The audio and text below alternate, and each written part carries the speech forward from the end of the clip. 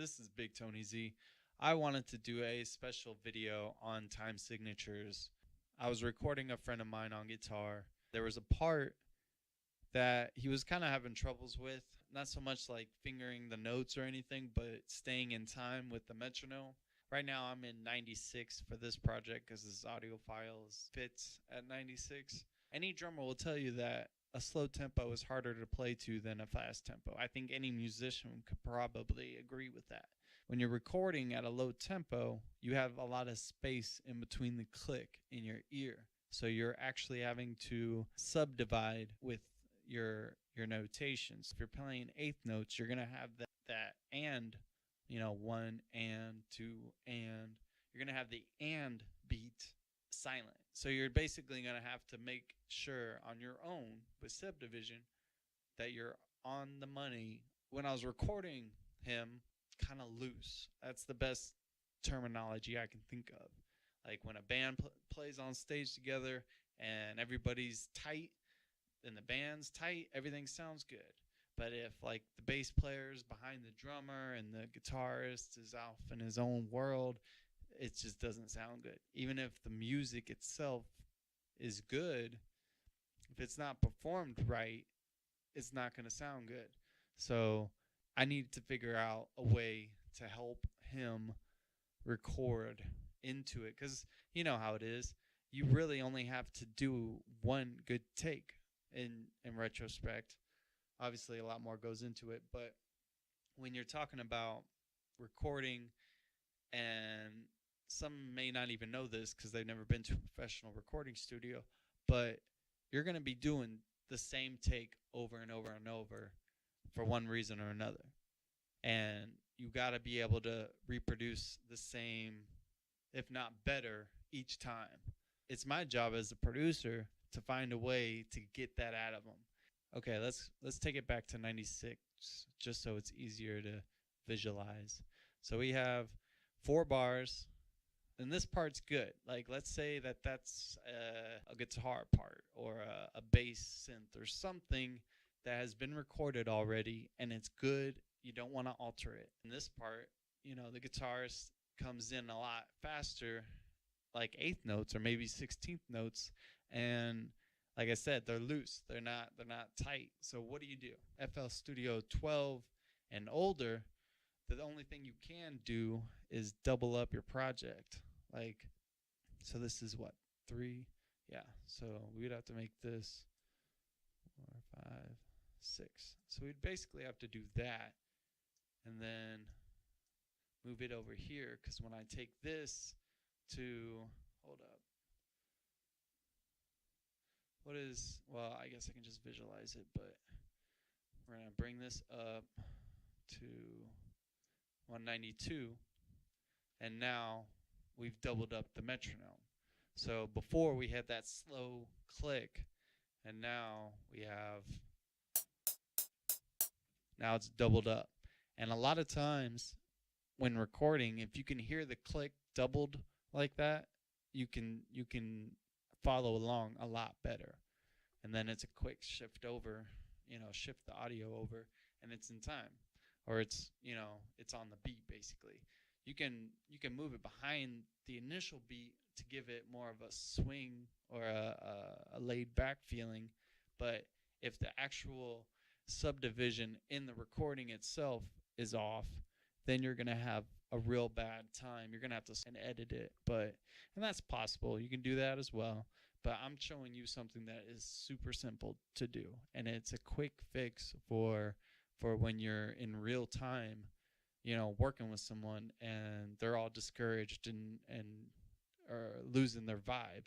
So you don't want to lose the vibe, because then you lose the authenticity of the recording.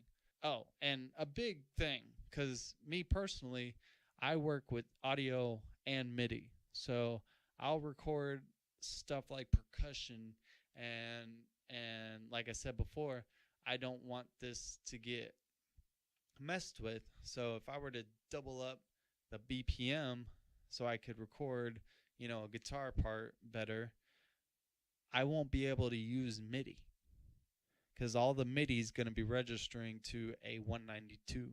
the samples can easily get sped up, or like if you have any synths that have arpeggios that are linked to the host BPM, they're gonna go crazy fast because you doubled the RPM, or the BPM. Now we gotta go back. Let's do that. No, it was on the 4. Oh well, 1, 2, 3, yeah, okay. So what was that, 92? 96. So now we're back with the 4-bar phrase, but we still need to double up the click. So how do we do that? We're gonna go drop down menu, time markers, time signatures. Now it's like, Tony, I don't want to change the time signature. I just need to double the metronome. Now, if any image line people are watching my videos, that would be a really good update for the metronome in the host, is to just be able to change the note value instead of it being on a quarter note click. You can do an 8th note click, a triplet click, a 16th note click. I think past that would probably be crazy, but at least 8th notes and triplets I think would be very beneficial for everybody. But with this FL Studio 20 time signature change, you don't really need to. I mean, it still would be better with an actual like velocity change with an 8th note, but with this, if you change the bottom number, make sure it's the bottom number. If you double it, 4 to 8, click. And now, actually, you know what? I'm going to do this. Sorry, hold on. I'm going to do it here. So we have, I'm going to do it again the way you're supposed to up here. It's at time markers, add time signature change. And the shortcut, Shift Alt T. So, bam, make sure you double it, accept. Now the thing you got to keep in mind is it doubled the bars now. So where this is 1 bar, 4 measures, it is now half of that for 1 bar. And that's what this is telling you. It's saying 4 beats for 8 measures, basically. 4 beats, 8 measures. Now, so this would be 1 bar. These 2 measures is 1 bar. And you can see it looks like the same distance. So I'm going to do this, Shift Alt T. And I'm going to change it back to 4/4. So now you got 4/4 going into 4/8, which is just going to double the metronome, and it's going to go back to 4/4. So hopefully the computer doesn't, do something funky on this real quick, but I'm going to let you listen to it so you can hear the ease of the transition and how it works, or how it sounds.